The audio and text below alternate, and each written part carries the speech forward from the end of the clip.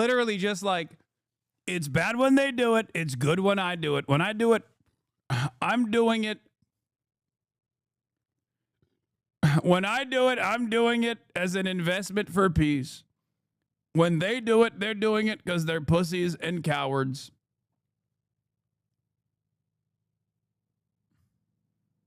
Also, what does he think is going to happen in the aftermath of this? Like, there is going to be a legal recognition of Crimea as a part of Russian territory. That's what Trump is spelling out here. So he's basically signing it off. So I don't even understand what he means by this when he's like, Barack Obama gave Crimea a bad real estate deal, very bad, not good. Ukraine. So they're not going to be a part of NATO, but you still got them the same protection. We're not, so they're not going to be a part of NATO, but we've got the European. It just reminds me of like when Donald Trump was being prosecuted for withholding like classified intelligence and refusing to cooperate with the authorities. And then there was a subsequent independent investigation that took place with Mike Pence and Joe Biden, who had also taken some documents, right? But they did cooperate with the authorities immediately. And he turned around and was like, Joe Biden should go to prison. He took away documents. He should go to prison. Me? I'm being persecuted. I should never be in prison. You should be in prison for saying I should go to prison. Like, so much of Republican politics at this stage has basically gotten to, it's good when I do it, it's bad when they do it, and they should be punished for doing the same thing that I'm doing, if not the worst version of the same thing that I'm doing. I'm doing a much worse version of it, but they should be punished, and I'm actually good. I'm actually good for doing it. You should like that I'm doing it. That's it. Whether it be with Russia, yes, we can keep giving Ukraine unlimited weapons. I agree. Let's keep doing it. What is that going to change in the next 5 years? Who's going to shoot the fucking guns? I said this already, and it's not even my assessment. Biden said this too on his way out, okay? Brandon, Mr. Defender of Ukraine, he did NATO jack, Mr. AUKUS. What did Biden say? On his way out, he told Ukraine, you have to lower your age of conscription. You have to lower the age of the draft. You don't have enough manpower.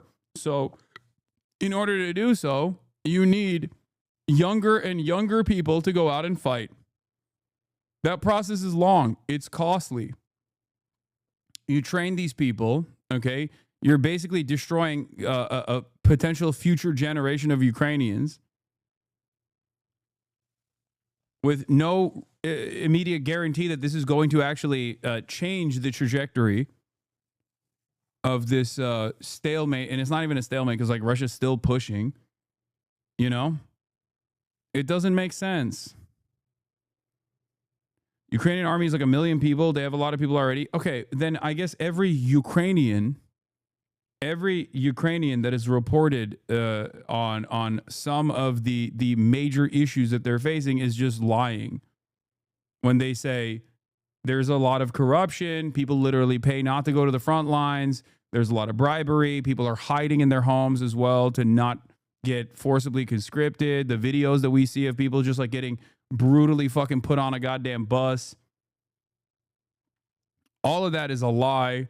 Ukrainians that now 69% of Ukrainians that now want a ceasefire deal with Russia actually are faking it. They don't want that at all. That's also bullshit. Like, it's not even, you can't even get away with saying like, I'm doing pro-Russian propaganda anymore, because then you have to say New York Times is doing pro-Russian propaganda if you're just like doing an accurate reflection of the events. Like even the New York Times and Wall Street Journal are reporting on this stuff at this point. That's how bad that's how bad things have gotten. People. So how are you going to make up for the lack of manpower? Okay. And in the process, you're basically also giving up one point of leverage that you could have in terms of like being like, hey, if you fucking pull back from Ukraine, we'll give you $300 billion back, which a lot of liberals are going to get mad at anyway.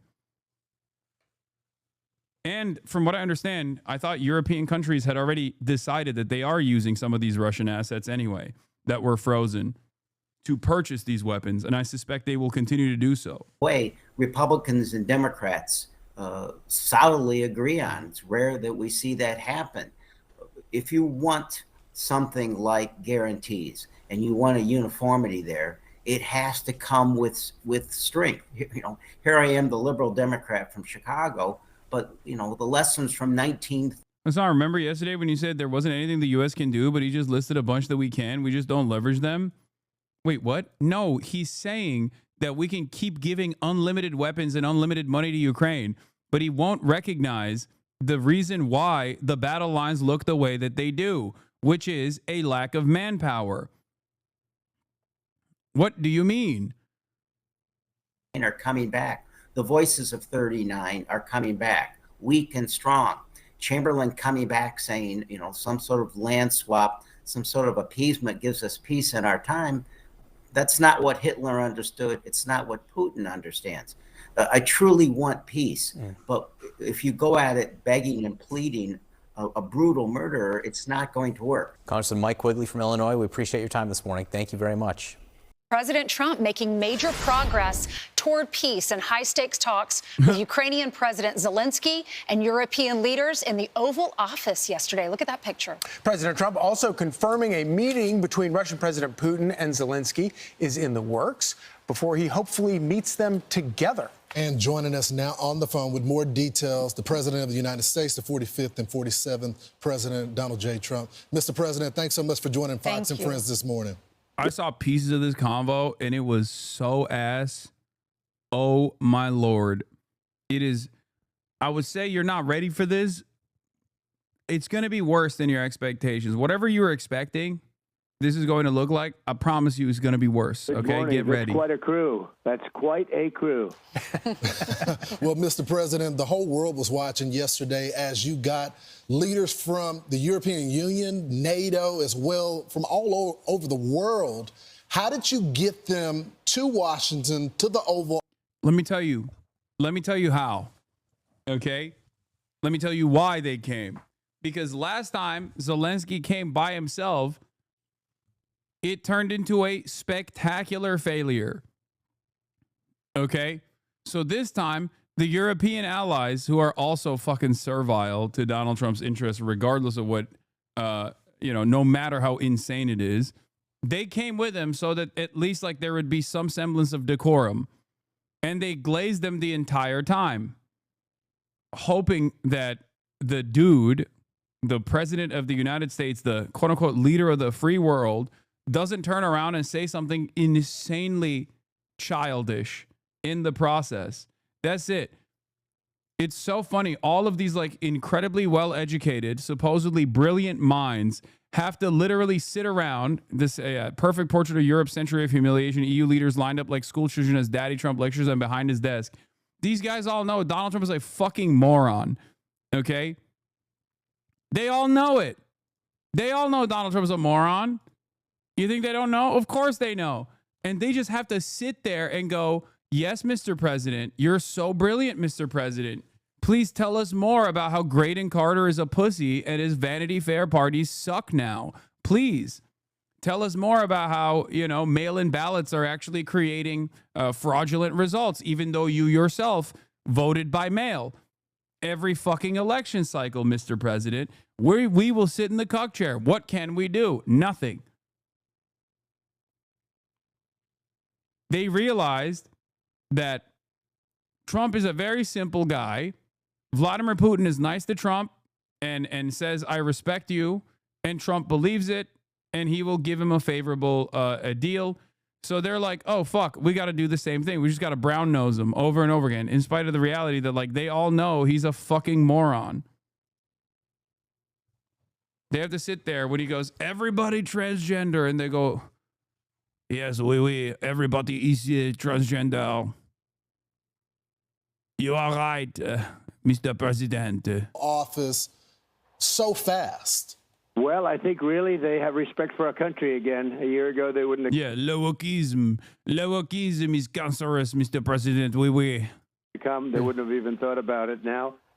we've become the hottest country anywhere in the world. Everybody wants to be here. When I made the call, they came. And they said there's really never been anything like it. You know, you'd have one president or one prime minister, but there's never been, such a group. And these really represent the European nations. You know what this reminds me of? I don't know if you will get the analogy here, but I feel like I'm seeing something that a lot of people don't see here. It feels to me like when I watch like those hating women podcasts of like these alpha bros, when I see these guys like yelling at women and berating women professionally, I can see how unimaginably insecure they are.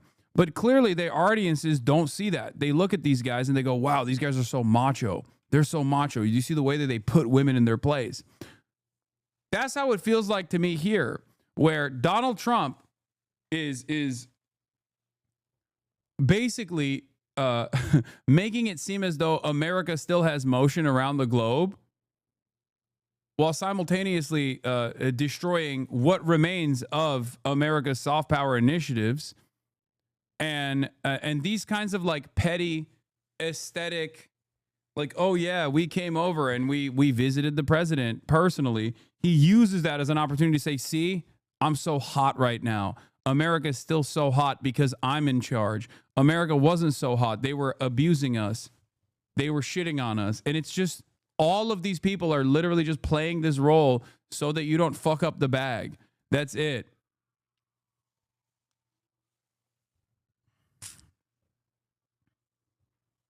I see it, but I do feel like a lot of people can't see that reality. You know what I mean? I feel like people are just looking at this and actually believing what Donald Trump is saying, that like this is a show of force. No, man, this is a show of weakness. It's not a show of force at all. These are countries that have lost their dignity a long time ago, have lost their sovereignty a long time ago. Of course they're going to come and listen when an American president demands it. It's just that you have no motion with the adversaries any longer. We had a good like 40-year run at this point of dominating the planet, and that time is coming to a close, okay? These people, and they're very good people, and they want to end the war, that horrible war with Ukraine and Russia. It's a horrible war. It was such a sense of unity, and we all enjoyed watching it because America is on top, and it was on your turf, on your terms. I know yesterday you talked about arranging a meeting to take place in 2 weeks between Putin and Zelensky. Is there an update there? They still pretend not to have motion over the Israel stuff too? Yeah, that's the other side of this story, which is that we do have maximum motion over Israel, and we don't do anything with it because, you know, it's been a fantastic success. Israel's genocide is going on, and no one can stop it because we don't want it to stop. So great, awesome. And do you plan to Big attend? W for America and No, Israel I thought overall. I'd do first let them meet. You know, they haven't been exactly best friends. They haven't gotten along very well. And I called President Putin yesterday, and I do have a good relationship. But it, only matters if we get things done. Otherwise, I don't care about the relationship. I do have a good relationship with him, but I want to get things done. I've solved 7 wars. We ended 7 wars. I thought this would be one of the easier ones, and this has turned out to be the toughest one. India, Pakistan, these were big ones, and also all big ones, and some going for 31, 32 years, one for 35 years. The Congo, think of that, the Congo and Rwanda for 35 years. I got that one done. I got them all done, but this one is the one that is the most difficult, and I thought it would be an easy one. So I hope President Putin is going to be good, and if he's not, it's going to be a rough situation. And I hope that President Zelensky will do what he has to do. He has to show some flexibility also. The thing is a mess. This was started by Joe Biden. This was a war that should have never happened. Millions of people are dead. The country's blown to pieces, Ukraine, and it's a shame. My wife Melania wrote that beautiful note to President Putin about children. The children are devastated. They're taken away from their homes. The whole thing. And this is a war that would have never, ever, ever happened if we had a president, a real president. So, Mr. President, it's been barely a week since you announced that first meeting in Alaska, and it's just been days since that meeting, and then you had the meeting yesterday. In the course of having these negotiations, what has surprised you the most between Zelensky and Putin in terms of their strength or weakness of their position right now? Well, I think the fact that maybe they're getting along a little bit better than I thought. Otherwise, I wouldn't have set up the 2 meeting. I would have set up a 3, a trilat. But I think they're doing a little bit better. There's been tremendous bad blood. And again, this was all worked out by an administration that didn't have a clue. And if you remember, they said, well, if you made a minor incursion, that would be okay. That was the end. The whole thing when Biden made that statement. But minor incursion, what does that mean? So I think they're doing okay. I wouldn't say they are ever going to be best friends, but they're doing okay. And we're just going to see. So we're setting up a meeting. I sort of set it up with Putin and Zelensky. And, you know, they're the ones that have to call the shots. We're 7,000 miles away, in all fairness. You know, we've spent through the previous administration $350 billion. Europe has spent a lot also, $100 billion, but it should be reversed if we should have been in for anything. But it wouldn't have happened, so that would have been much better because so many people died. This is the biggest bad situation since World War II. I think the reason why he's doing I'm the peacekeeper, I'm doing peace also is because like even his base recognizes that like Israel is getting unlimited funds to do unlimited baby murder. So he has to make it seem as though he's keeping up his promises of being like the anti-war president. And the dumbest motherfuckers you know are going to go along with this, okay? The dumbest people... The dumbest people that you know that never left their hometowns, they get all their notes from Facebook, are going to go along with this and be like, what do you mean? Trump is literally doing 6 wars. He ended 6 wars, dude. He's about to end a 7th. Like, what are you, fucking stupid? Shut up. Yeah, the number of wars have gone up to 9. 9 wars now. 69 wars. I've ended 17 wars. I've ended so many wars. There's been nothing even close. So, Mr. President, I know you've been doing deals your entire life when it comes to real estate deals, but this was something a little different. The thing that is surprising a lot of people is when it comes to the security guarantees. I know President Putin said no NATO, and you said, you know what, we're just going to take that off the table. But you did get President Putin to agree to NATO-like protections. So tell us about that. What does that entail? Well, the war really started over NATO and Crimea, and they wanted Crimea back. That was given, not a shot fired by President Obama in perhaps the worst real estate deal I've ever seen. There's been a couple of them. I would say the Gaza Strip was a pretty bad one, too, given by Israel so they'd have peace. So they gave away a big percentage of their oceanfront property in order to have peace. How did that work out? Not so good. And Crimea is the apple of Ukraine. I mean, it's so beautiful. And Obama gave it away. Nobody ever mentions that. If I ever did that, the fake news would be, they would be writing about me day and night for years. He gave it away. He demanded that they let it go. And Russia came in and took it, just took it like from a candy from a baby. And it was really Obama's, not really, I mean, that was pure and simple, Obama's fault. What a terrible thing he did to that country. And so they lost their heart. They lost the heart and soul of the Ukraine 14 years ago, whatever it might be. And it was so unnecessary to do that. And that's when it really began, when Obama gave it away. And then you had a lot of other events, but you have, tremendous hostility. The people of Ukraine were mortified when that took place. That really began a lot of hatred when they gave it. And they didn't have to. Not a shot was fired. They just took over the most valuable piece and the biggest piece in a sense and surrounded on 4 sides by ocean, just a little passage to get you back onto the mainland. The most beautiful piece of property you've ever seen as a real estate developer. I look at it. I said, why the heck did he do that to them? And so there's great hostility, and maybe rightfully so. But one thing was NATO. They went in. They said, we want you. We want to get Crimea back. This was at the beginning. Now, Putin, in all fairness to him, he made a good deal. He got it from Obama.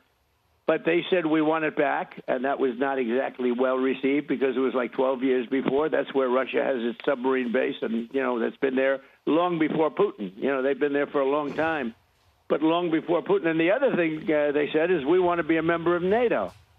Well, both of those things are impossible because, again, long before Putin, it was a no-no by Russia or the Soviet Union or anything you want to call it. Sort of a similar thing as it gets larger, but very similar. But it was always a no-no. You could not. Russia said, we don't want the so-called opponent or the enemy, let's use that term, we don't want them on our border. And they were right. They were okay.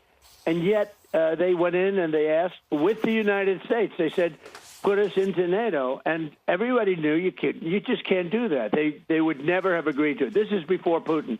This is long before Putin. It was just a no-no. It was something that was never going to happen. So they asked for it, and they shouldn't have asked for it because it was, very insulting thing. Now, they could have asked for many other things. But the other thing they wanted to do is getting Crimea back, and, that was given. They had built, they were expanding everything and spending a lot of money, all because Barack Hussein Obama gave it away in one of the dumbest real estate deals I've ever seen. But, Mr. Oh, President, my God. you got the Article 5 protections, though.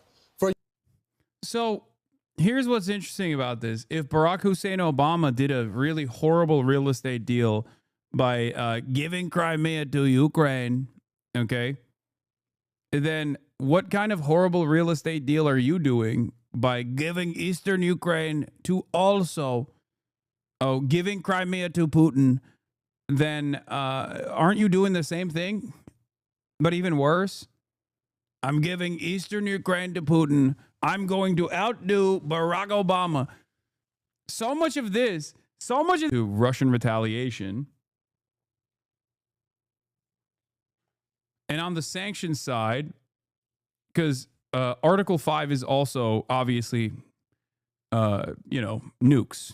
That's what it leads to. That's the reason why there hasn't been a no-fly zone that was established over Ukraine, because that would require foreign air forces to shoot down Russian planes, which would mean a foreign nation's military that is either a nuclear armed nation or a foreign nation that's under the nuclear security arrangement like NATO is now going to war with Russia. So then all of a sudden it's like nukes are flying back and forth. So that's, again, a maximalist position that America was never entertaining at all.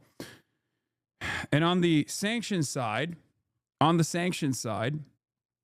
you have options to punish the secondary markets that have been developed to allow Russian energy to enter Europe and allow Russian energy to make its way somehow to all these other countries. But if you were to try to sanction like India, then you're cooking your India-China plan, because India is supposed to be an incredibly important country for our goals of decoupling the rest of the regional partners over there from China, which, again, has not seen a lot of success anyway. So I just don't see any viable alternative here that doesn't take this conflict to its inevitable inevitable nuclear holocaust or a sanctions package that ends up hurting America more and destroys what remains of its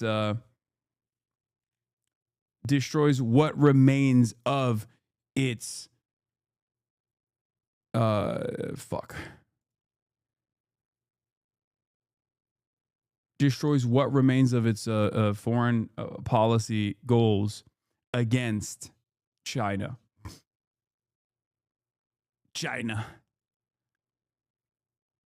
No, you dismiss Trump, bro, talking to Putin to give up Moscow. That's true. Trump and Putin are such great friends that he's actually going to tell Putin what's what, and then Vladipoo is going to fucking drop. Vladipoo's going to drop the Kremlin.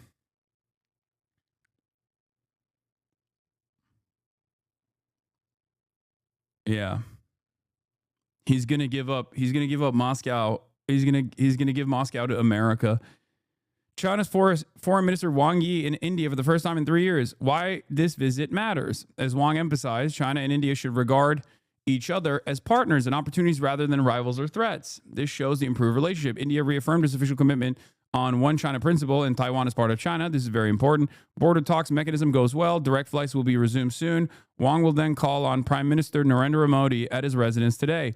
India has recognized Taiwan as a part of China for decades. On December 1949, the Indian government officially recognized the government of the Government of China, the People's Republic of China, as the sole and legitimate representative of China, so did America for the record, and cut ties with their former government of the ROC, which lost the Chinese Civil War and fled to Taiwan Island.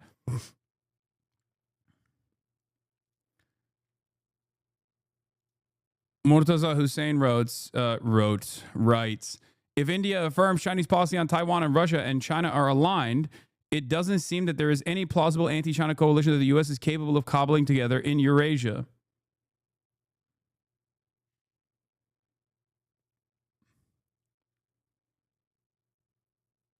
Roted. My brain is so busted. The only way to end this conflict is to get the two sides talking. I mean, what a way to describe Vladimir Putin coming to American soil. Hearing the Treasury Secretary say it's like inviting your uncontrollable neighbor to your house and showing them your gun case. So all to say, though, you could hear Bessent there adding that he... the reason why I say is fucking cope is because, you let Vladimir Putin, the leader of a foreign adversary, into U.S. territory. You rolled out the red carpet, and you said that you were really close and personal besties with him. And then you turned around and you said, well, we are... I mean, you basically gave him everything he wanted. You gave him a good PR opportunity. You gave him everything he wanted. The idea that he saw our weapons and got scared is such cope.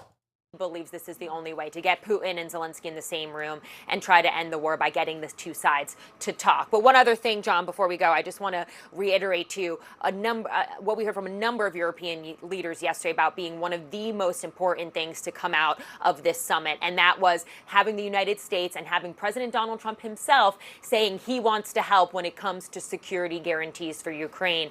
A lot of them, Starmer, Mark Rutte, the UK Prime Minister and the NATO Secretary General, all saying that was a breakthrough from Monday. Again, yeah, that one of the other concrete takeaway were the discussions about security talks. Again, we're waiting to see what develops. Oftentimes with meetings, they're not happening until they are. So we'll just have to wait and see. Elena Trine, thank you very much. Kate? It's a great point. And even as the Kremlin is refusing to commit right now to a meeting between Vladimir Putin and Zelensky, security guarantees, as John was just saying, are at the center of talks for top European leaders still today. The French president and the British prime minister are leading talks this morning for the 30 nations who are part of what they call and consider themselves the coalition of the willing. CNN's Claire Sebastian's in London. She's been tracking this one for us. And what are you learning about what's coming out of this now, another round of meetings today? Well, look, I think what's clear, Kate, is there is a very long road ahead to determine exactly how to deter future Russian aggression. There were a lot of positive noises coming out of the White House meeting yesterday. It is not nothing at all that the U.S. is now openly embracing the idea of being somehow involved in these security guarantees, although we don't know exactly how as of yet. This is something that European leaders have been pushing for all along. So listen to the British Prime Minister Keir Starmer talking about this in a video he posted today. Breakthrough when it comes to security guarantees, with now the coalition of willing countries, that's the 30 or so countries that we've been coordinating for some months on security guarantees, now working with the US at pace to work up those security guarantees. These guarantees will ensure that if there is a peace, if there is a deal, then we hold to it and there isn't further conflict. So what do we mean by security guarantees? Well, it could be a number of different things. The French President Emmanuel Macron coming out of the White House yesterday talking about, no limits on Ukraine's armed forces. Russia, of course, has demanded in the past that there should be limits on the size of Ukraine's army, which is now the second biggest in Europe after Russia's. He talked about reassurance forces in the land air and sea. There are certain countries, for example, the UK, that have already said they might be willing to put boots on the ground. And President Trump didn't explicitly rule out US peacekeepers being involved in the Oval Office meeting yesterday, though he was pretty vague about that. So the work continues. There's also a European Council meeting this morning, EU heads of state. Another very important frenzied day of diplomacy here in Europe. Kate? Sure does seem it. So, Claire, thank you so much for following it for us. John. All right, with us now is Congressman Mike Quigley from Illinois, a Democrat and the co-chair of the Congressional Ukraine Caucus. Congressman, thank you so much for being with us. The news we heard just a few minutes ago, the Kremlin, Sergei Lavrov, really a senior Kremlin official, refusing to commit to the bilateral meeting between Vladimir Putin and President Zelensky. What is that refusal, at least as of now, what does that tell you? The Chancellor of Germany was right. Unless there's a ceasefire forced upon Putin, there's not going to be any other meetings. And if there are meetings, what will they actually contribute? The fact of the matter is they're missing the point here. Putin understands strength, not talks, not repercussions put off concessions made before negotiations begin. We're honestly seeing the beginning of a new era. I guess you'd call it the Trump doctrine.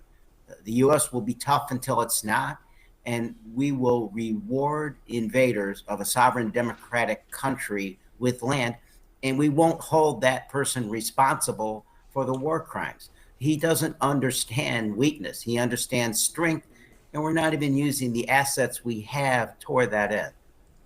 You did hear the British Prime Minister call it a new Black Myth Wukong, new Black Myth title officially unveiled today. Oh, hell yeah. Well, I'll look at Gamescom updates later, okay? Some of the best moments. Breakthrough in terms of the discussions on security guarantees. Do you think security guarantees after some kind of a deal would provide Ukraine with some of the safety that they feel like they need? I guess I wouldn't blame Ukraine to never trust this unless it means NATO, right? They go back to Budapest. We're reminding ourselves that Putin has never kept a promise in East. Brother, I don't even understand what security guarantees Vladimir Putin would be on board with. I thought his positions were completely untenable and insane. His maximalist positions are Ukraine doesn't get to have a standing army. Like he's pulling a Israel take on a whole ass sovereign nation, where he was like, give me territories, including areas that I haven't even fucking militarily taken over yet. Ukraine doesn't get to have a standing military, basically. No, not even like Western security cooperation. They're talking no security in Ukraine.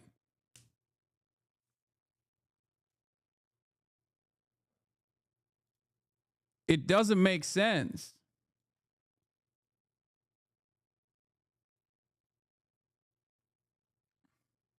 What is this guy saying? Russia attacks for land is wrong. Don't fall for this BS. Why are people complicating this whole shit? What is this? End the war, stop the encroachment, let Ukraine stay neutral, and this shit is over. No more unnecessary death. Thank you for saying this. No, completely disagree. The scenarios are not realistic. He doesn't understand this because his analysis is bad. That's what it boils down to. How is Ukraine sovereign after being a victim of U.S. intervention for more than 11 years?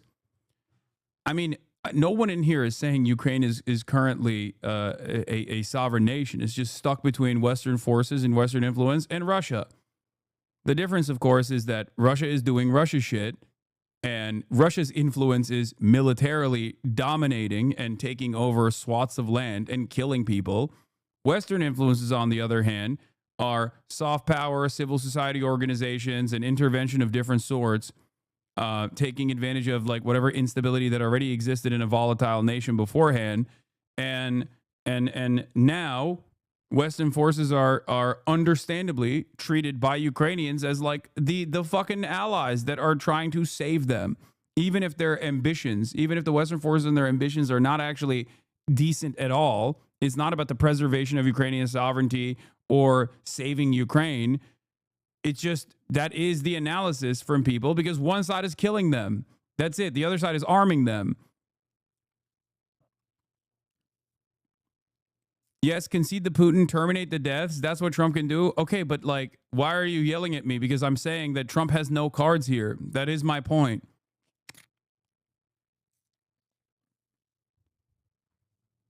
Like, that's what I've been saying. I'm saying Trump does not have a fucking another option here. And all of this back and forth is simply about not making America feel too bad about this process.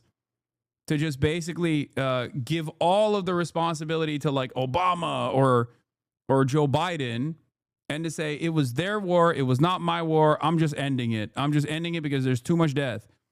That's precisely what he's been communicating over and over and over again.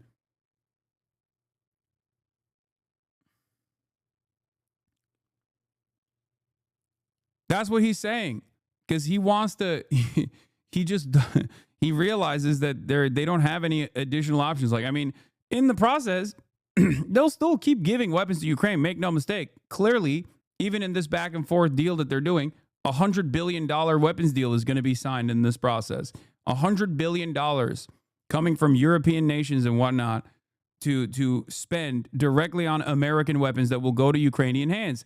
So clearly, you know, the weapons manufacturers are still doing great. I don't know what that means.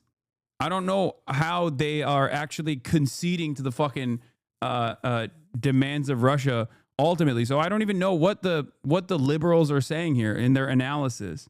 Eastern Europe, and he never will. To them, I guess I understand the Ukrainians to believe that here we are going to reward Putin for his land acquisitions, and we'll probably see Putin rebuild his army, rebuild his economy, wait another year or two, and then go and finish the job. If anything, Ukraine has earned the... Like, if these guys are, if Ukraine is like, please ceasefire now, and Russia is the one that's saying no ceasefire, okay, we're just going to keep pushing, and liberals are like, wow, Donald Trump is going to do a ceasefire.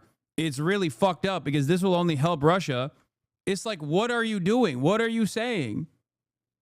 Why don't you go fight then? Why don't you go and defend Ukraine? You know, well, what is this? What is this argument? Trump is not even saying he's going to do a ceasefire because Putin doesn't want one. So what are we talking about?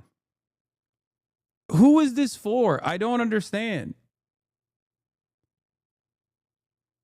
I don't know. It just like doesn't make a lot of sense to me. The right to be in NATO. They have fought on the front lines of democracy.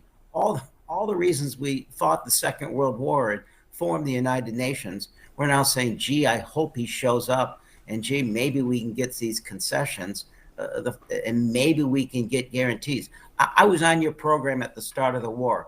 We were asked, what would constitute victory for Ukraine? It had to do with rebuilding Ukraine, getting their territory back, holding Putin accountable, and security guarantees, meaning NATO. Maybe we get one out of those four.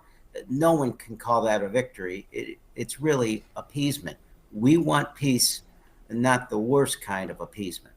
How much U.S. involvement would you support in some of these security guarantees? We have to use our assets. The first thing we have to do is seize the frozen Russian assets that are in Europe, 300 billion, 5 to 8 roughly in the United States, and use that to help Ukraine defend itself. And we have to put the sanctions in place, which, by the way... Okay. The same UN you ignoring the Israel shit? Oh, I haven't even gotten to the ultimate hypocrisy here, of course. Everything that they're talking about with Russia is just like a major role reversal with Israel because they fucking love Israel doing worse shit than even Russia. And Russia's doing plenty of horrifying shit to begin with. You know, Israel's doing a genocide. It's not even a fucking war. But when they talk about like the asset seizure, the frozen assets, $300 billion in frozen assets that belong to like Russian oligarchs and stuff like that, the Russian state.